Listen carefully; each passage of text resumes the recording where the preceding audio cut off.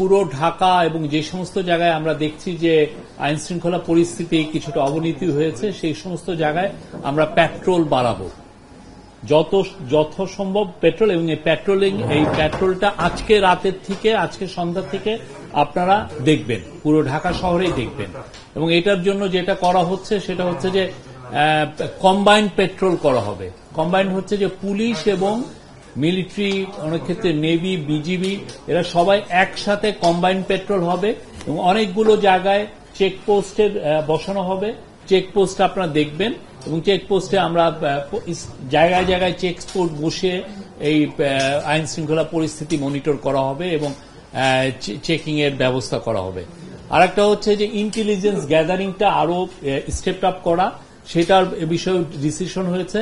আমাদের যারা intelligence wing আছে, ইন্টেলিজেন্স এজেন্সি আছে, তারা তাদের মতো করে প্রচুর ইন্টেলিজেন্স গ্যাদারিংটা আরো বাড়াবেন এবং সেই অনুযায়ী আমরা অ্যাকশনে যাব। আর লাস্ট যেটা হচ্ছে যে আপনারা জানেন যে ঢাকা খুব কনজেশন, মানে খুব জ্যাম প্রবণ সিটি।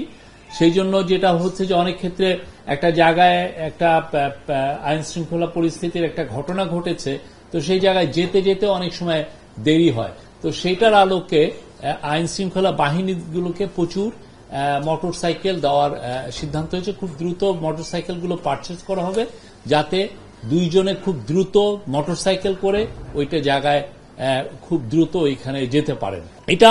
এটা পুলিশের ক্ষেত্রে আপাতত অ্যাকশন নেওয়া হচ্ছে এবং খুব দ্রুত আরো অ্যাকশন নেওয়া হবে।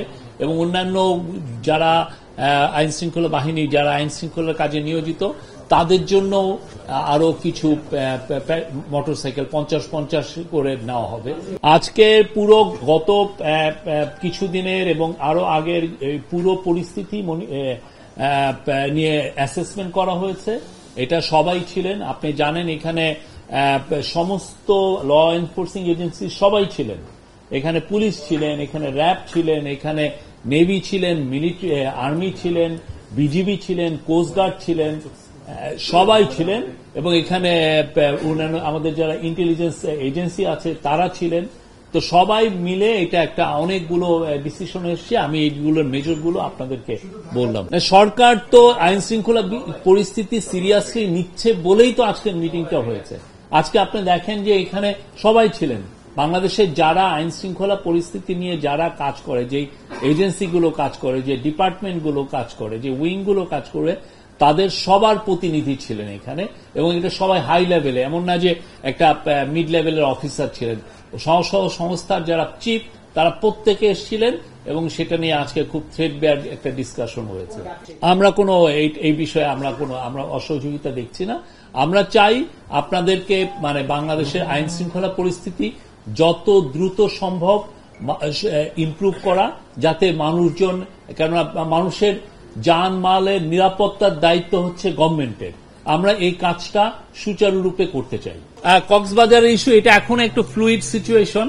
আমরা কক্সবাজারের এসপি এবং কক্সবাজারের যে সিকিউরিটি এজেন্সিগুলো, তাদের কাছ থেকে আমরা রিপোর্টটা চাচ্ছি, তারা আমাদেরকে দিলে আপনারা জানবেন। হঠাৎ করে আমরা বলছি তো আমরা এটার জন্য ইন্টেলিজেন্স গ্যাদার করছি।